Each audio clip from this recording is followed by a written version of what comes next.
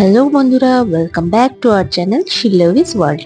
আজকে চলে এসেছি একটা নতুন রেসিপি নিয়ে, যার নাম হলো মাশরুম বাটার মশলা। চলুন দেখে নিই রেসিপিটি বানাতে আমাদের কি কি লাগে।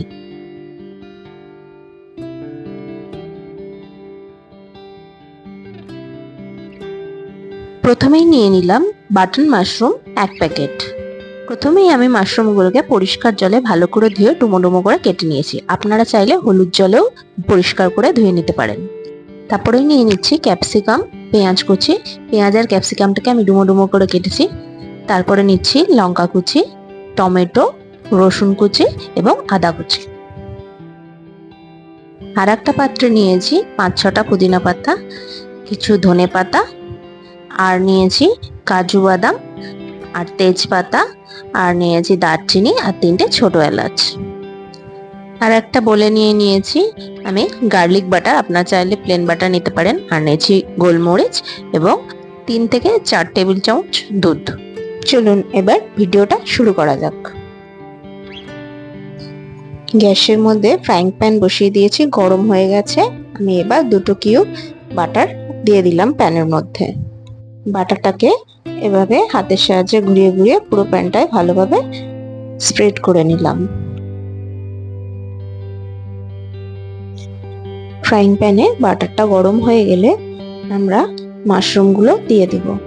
তারপর সামান্য একটু নুন দিয়ে ভালো করে নেড়ে চেড়ে গোল্ডেন ব্রাউন করে মাশরুমগুলো আমরা ভেজে নেব। মাশরুম ভাজা হয়ে গেলে মাশরুমগুলোকে আমরা আলাদা একটা পাত্রে তুলে রেখে দেব।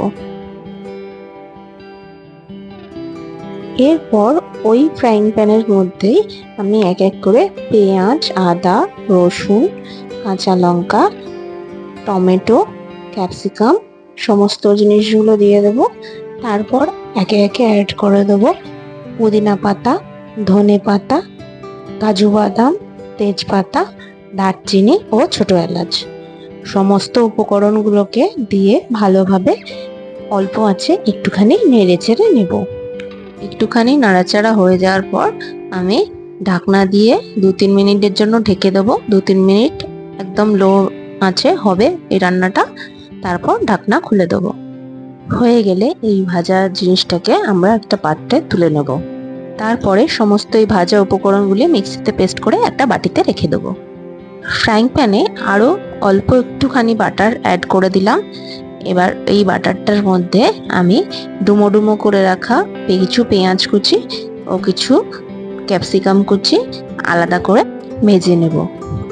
পেঁয়াজ আর ক্যাপসিকামটা ভাজা হয়ে গেলে এবার আমি ওই মিক্সিতে করে রাখা যে পেস্টটা ওটা অ্যাড করে দিলাম।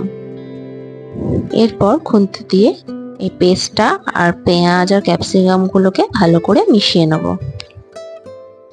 এরপর আমি একে একে অ্যাড করে দেব হলুদ গুঁড়ো, ধনে গুঁড়ো, জিরে গুঁড়ো ও গোলমরিচ দিয়ে আমি মিশ্রণটাকে ভালোভাবে মিশিয়ে নেব খুন্তির সাহায্যে। ওই মশলা ধোয়া যে জলটা সেটাও আমি এর মধ্যে অ্যাড করে নিয়ে ভালোভাবে সমস্ত জিনিসটাকে একসাথে কষিয়ে নেব। আমি একদম অল্প একটু নুন অ্যাড করে দিলাম, একদম 1/2 টিস্পুন মতো। আপনারা টেস্ট করে নিয়ে আপনাদের স্বাদ মতো নুন দেবেন। তারপর সমস্ত জিনিসগুলোকে ভালোভাবে আবার মিক্সড করে নিলাম। এরপর এর মধ্যে আস্তে আস্তে আমরা ওই ভেজে রাখা মাশরুমগুলো অ্যাড করে দিলাম। তারপরে অ্যাড করলাম ধনেপাতা কুচি। আবার সমস্ত জিনিস ভালোভাবে মিক্স করে নিলাম। সবশেষে অ্যাড করে দিলাম দুধটা, দিয়ে আবার সমস্ত উপকরণ একসাথে ভালো করে মিক্স করে নিলাম।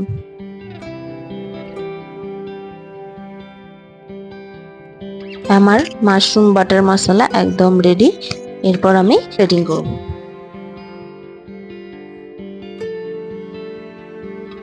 আমার প্লেটিং হয়ে গেছে।